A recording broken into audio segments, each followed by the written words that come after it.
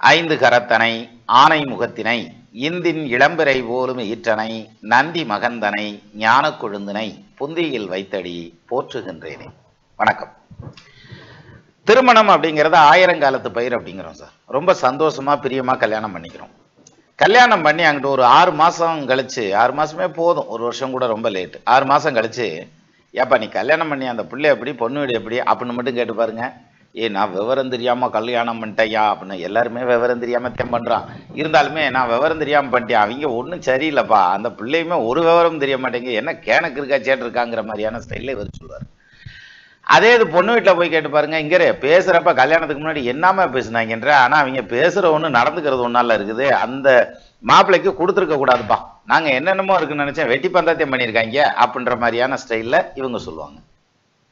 அப்போ ஒருத்தருக்கு ஒருத்தர் அதிகபட்ச ஏமாற்றம் அப்படிங்கிறத சந்திச்சிருப்பாங்க. இந்த லவ் பண்றப்ப எப்படின்னா, பையனும் சரி பொண்ணும் சரி தன்னுடைய பாசிட்டிவ் சைடை மட்டுமே காமிப்பாங்க.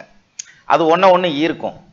அந்த கல்யாணத்துக்கு அப்புறம் நெகட்டிவ் சைடுன்னு ஒன்று இருக்குல்ல, அதை அப்படி திரும்பி பார்க்கல நிறைய குடும்பம் தாக்கு பிடிக்காது. ஆனால் பல குடும்பங்கள் தாக்கு பிடிச்சி லவ் மேரேஜில் நல்லபடியாக வந்துடுவாங்க. ஏன்னா நிறையா ஃபெயிலரை சந்திப்பாங்க. சரி, அப்போ ஒரு திருமணம் கல்யாணம் நடக்கிறப்ப, இப்போ பொண்ணையும் மாப்பிள்ளையும் கல்யாணம் பண்ணல கையில் அச்சதையை கொடுத்து ஆசீர்வாதம் பண்ணுங்கன்ற, நம்மளும் நல்ல விதமாத்தையும் பண்ணுறோம். நல்லபடியாக பிழைக்கணும், 4 உள்ள ஊட்டியை பற்றி எடுத்துக்கிட்டு சந்தோஷமா இருக்கணும், 4 சொத்து சுகம் சம்பாரிச்சு அருமையாக பிழைக்கணும்டா, அவங்க நல்லபடியாக இருக்கட்டும்னு தான் சாமியை கும்பிட்டு வாழ்த்துறோம் இல்லையா? ஆனா அந்த கல்யாணம் நடக்கிறப்பவே இது பிரிஞ்சு போயிடும், ஒண்ணுக்கு ஆகாது, இது புள்ள பெக்கிறதுக்கு முன்னாடியே கலந்து போயிடுவாங்க, அல்லது ஒரு குழந்தை வரந்தமே தனித்தனியா போயிடுவாங்க, வாழ்க்கை உருப்படாதுன்னு சொல்லி யாரும் அச்சதை போடுறது இல்லை, நல்லத்தையும் போடுறேன், ஆனா பிடிங்கிறாங்களே. அப்ப அதுக்கு என்ன காரணமா இருக்கும் அப்படிங்கிறது தான் இதுல கேள்வி. அப்போ ஒரு ஜாதகத்துல கல்யாணம் ஆகிறப்பயே இந்த திருமணம் உருப்படி ஆகாது அப்படிங்கிறது தெரியுமா அப்படின்னா, சிலப்பதிகார ஆசிரியர் இளங்கோவடிகளுக்கு வேணா தெரிஞ்சிருக்கும். காதலர் பிரியாமல் கவவுக்கை நெகிழாமல் தீதருக என ஏத்தி சின்மலர் கொடுதூவி மங்கள அன்னாலை அருந்ததியே மங்கள நல்லமழி ஏத்தினர் அப்படின்னு வரும். அதாவது விஷயம் என்னன்னா, இந்த வாழ்த்து சொல்றப்பே அவர் சொல்லிடுவார், இந்த கண்ணையினுடைய வாழ்க்கை என்ன லட்சணத்துல போகுதுன்னு. அது மாதிரி எல்லாத்துக்கும் நமக்கு தெரியாது இல்லையா? அப்ப அதை ஜாதகத்துல ஐடென்டிஃபை பண்ண முடியுமா அப்படின்னா பண்ண முடியும். பண்ண முடியும்னா அப்புறம் சொல்ல மாட்டீங்க ஒருத்தனை, அதாவது கல்யாணம் பண்ணி சண்டை சச்சரை பிரச்சனையானதுக்கு அப்புறம் ஆமாங்க அது ஜாதகத்துல பஞ்சாயத்து இருக்கு, பிரச்சனை இருக்குது, அல்ல ஜாதகம் கணிச்சது தப்பா அப்படின்னு இப்படின்னு நம்மளா ஒரு முடிவு எடுத்துக்கலாமா அப்படின்னா அப்படிலாம் கிடையாது சார். அதே மாதிரி நான் எவ்வளவு ஒழுக்கமான ஃபேமிலி தெரியுமா, நாங்க போய் இந்த குடும்பத்துல பொண்ணை கொடுத்துட்டோம், அல்லது இங்க இருந்து பொண்ணு எடுத்துட்டு வந்தோம், சரியான ராட்சசனா இருக்காங்க, அல்லது மரியாதை தெரியாதவங்களா இருக்காங்க, அந்த மாதிரியும் பேசுறதும். ஆனா எல்லாம் நல்ல குடும்பம் தான், மாறுபட்ட கருத்துக்கள் வந்துடுறதுதான் காரணம். சார் இவங்க பேசுறதும் நியாயம், அவங்க பேசுறதும் நியாயம், 2 நியாயமும் மோதிக்கிறதுனால தான் இங்க பஞ்சாயத்தாகி போயிருக்கு. சரி, இதை ஜாதகத்துல ஐடென்டிஃபை பண்ண முடியுமானா நிச்சயமா பண்ண முடியும். எப்படி பண்ணலாம் அப்படின்னா, ஒரு ஜாதகத்துல லக்னத்துக்கு 2ஆம் இடம் அப்படிங்கிறது குடும்பஸ்தானம், லக்னத்துக்கு 7ஆம் இடம் அப்படிங்கிறது கணவன் அல்லது மனைவியை குறிக்கக்கூடிய ஸ்தானம். பொம்பளை பிள்ளை ஜாதகமா இருந்தா கணவனை குறிக்கும், ஆம்பளை ஜாதகமா இருந்தா மனைவியை குறிக்கும். எது 7ஆம் இடம். அப்பதான் இதுல பொண்ணு ஜாதகத்துல 8ஆம் இடம்ங்கிறது மாங்கல்ய ஸ்தானம்னு சொல்லுவாங்க. அப்ப 7ஆம் இடமும் 8ஆம் இடமும் சுத்தமா இருக்கணும் பொண்ணு ஜாதகத்துல. ஈவன் பையன் ஜாதகத்துல 7, 8 சுத்தம்ங்கிறது வரவேற்கத்தக்கது. அப்ப 7, 8 சுத்தம் அப்படின்னா என்ன அர்த்தம்? 7ஆம் இடத்துல 7ஆம் இடத்ததிபதி இருக்கலாம், 8ஆம் இடத்துல 8ஆம் இடத்ததிபதி இருக்கலாம், அவங்க 2 பேரும் ஒருத்தருக்கு ஒருத்தர் மாறி கூட இருக்கலாம் பரிவர்த்தனை யோகத்துல. ஆனா அல்லது 7ல வேற எந்த கிரகங்களும் இல்லாம இருக்கணும். இல்லாட்டி 7ஆம் இடம் 8ஆம் இடத்துல லக்னாதிபதி, 5ஆம் இடத்ததிபதி, 9ஆம் இடத்ததிபதி உட்காரலாம். சரியா? இப்படி இருந்தா 7, 8 சுத்தம். ஆனா சிலருக்கு டவுட் வந்துடும், 7ஆம் இடம் கலஸ்திரஸ்தானம்ன்றாக, கணவன் வாழ்க்கை துணையை குறிக்கக்கூடியது, 8ஆம் இடம் மாங்கல்யஸ்தானம், 2லயுமே கிரகமே இல்லை, ஒரு கிரகமும் இல்லை, அப்போ ஒன்றும் வராதா அப்படின்ற மாதிரியான பாயிண்ட்ல ஒரு கமெண்ட் கூட கேட்டிருந்தாங்க ஒரு அம்மா. அது அப்படி இல்லை, செஸ் விளாடுற மாதிரி இது. எது இந்த ஜாதகம் பார்க்கறதுங்கிறது எப்படி?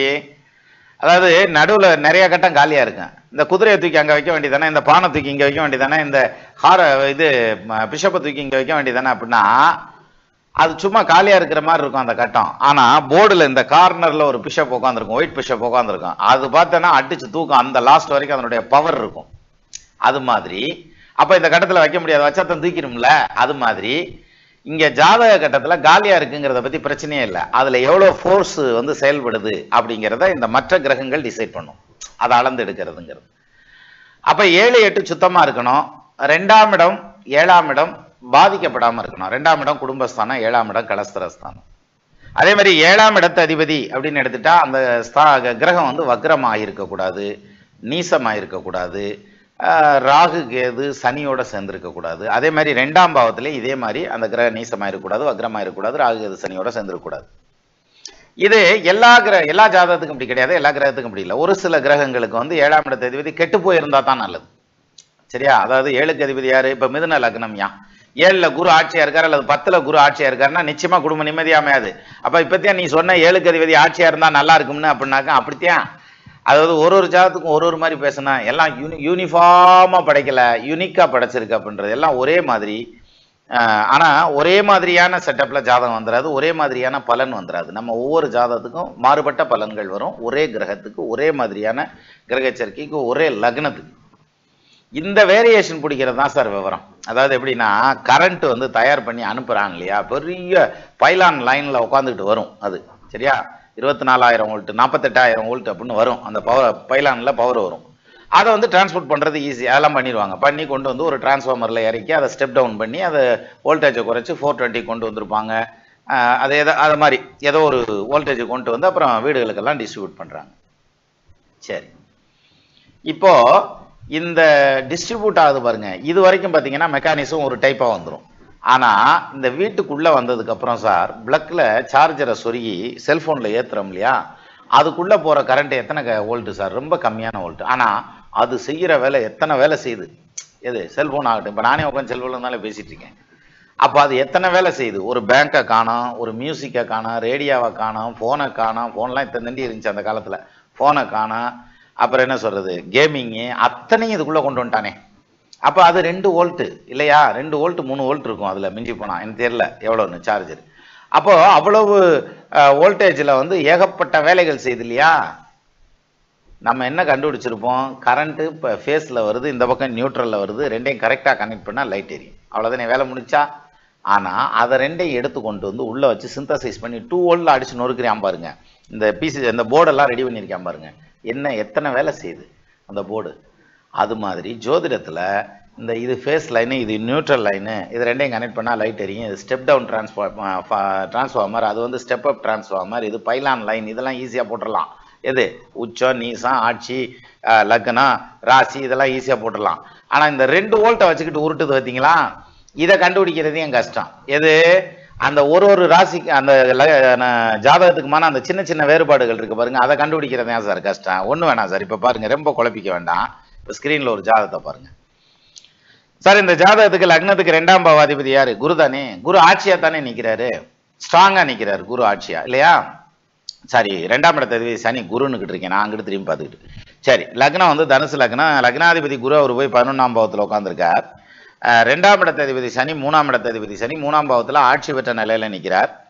7ஆம் இடத்ததிபதி யாரு? புதன், அவரும் வந்து மேஷத்தில் உச்சம் பெற்ற சூரியனோட உட்காந்துருக்காரு. இங்கே பார்த்தீங்கன்னா 2ஆம் இடத்ததிபதி பாதிக்கப்படலை, 7ஆம் இடம் பாதிக்கப்படலை, 7ஆம் இடத்ததிபதி பாதிக்கப்படலை, எல்லாம் நல்லாத்தே இருக்குன்னு சொல்லணும்னா 7ஆம் இடத்தை குரு வேற பார்க்குறார்.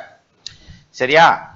அப்போ இது ஜாதகம் நல்லா தானே இருக்கணும் அப்படின்னா நல்லா தான் இருக்கணும். ஆனால் வயசு 30. அது கேள்வி என்ன கேட்குறாரு தெரியுமா?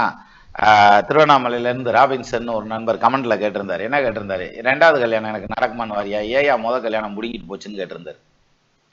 இப்போ என்ன புரிஞ்சுக்கிறோம்? ஃபர்ஸ்ட் ஒரு மேரேஜ் பண்ணி கல்யாண வாழ்க்கையை கசந்து விட்டது அப்படிங்கிறத புரிஞ்சுக்கலாம் நம்ம. என்ன காரணம்? 18/6/24 24 வயசுல அவருக்கு வந்து ராகுதசை முடிஞ்சிருது. அதுக்கப்புறம் குருதசை ஆரம்பிச்சிருது. குருதசையில் கல்யாணம் பண்ணி இருந்திருப்பாங்க. இந்த குரு என்ன பஞ்சாயத்தில் விட்டார்னா, ரெட்ராகைடாகி நிற்கிறார், வக்கரம் பெற்ற நிலையில் நிற்கிறார், தனிச்ச குருவாக நிற்கிறார், 11ஆம் இடத்தில் நிற்கிறார். அவருக்கு வீடு கொடுத்தவரும் ஆட்சி பெற்ற நிலையில் நிற்கிறார். அப்ப ரொம்ப ஸ்ட்ராங்கான குரு. அப்புறம் ஏயா பிரச்சனையாச்சு அப்படின்னா வேற ஒன்றும் கிடையாது. குருவுக்கு 2ஆம் இடத்துல யார் இருக்கான்னு பாருங்க, ராகு. 7ஆம் இடத்த அதிபதி யாருன்னு பாருங்க, செவ்வாய். அவர் குருவுக்கு 6ல் மறைஞ்சிருப்பார். சரி, இது ஒரு கான்செப்ட், இதை மனசுல மட்டும் வச்சுக்கோங்க. அதாவது அந்த தசை நடத்துற கிரகத்துக்கு 2ஆம் இடமான குடும்பஸ்தானத்துல ராகுவும் 7ஆம் இடமான கலஸ்திர ஸ்தானாதிபதி 6லையும் மறைகிறார் அப்படிங்கிற இந்த பாயிண்ட்டை மட்டும் மனசுல வச்சுக்கோங்க. இப்ப அடுத்ததுக்கு போலாம். சரி, குரு தசையில தான் இவருக்கு இந்த பஞ்சாயத்து வந்தது இல்லையா?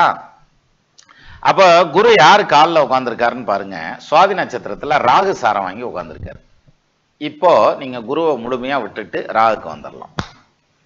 எப்ப குரு வக்கரமாயிருக்கின்ற வக்கரமான கிரகங்கள் ராகு எதுவோடு சேர்ந்தால் யோகம்தானே செய்ய வேண்டும் அப்படின்னாக்க யோகம்தான் செய்ய வேண்டும். ஆனால் ராகுவுக்கு 12லயும் அது போய் நிற்கிறார்.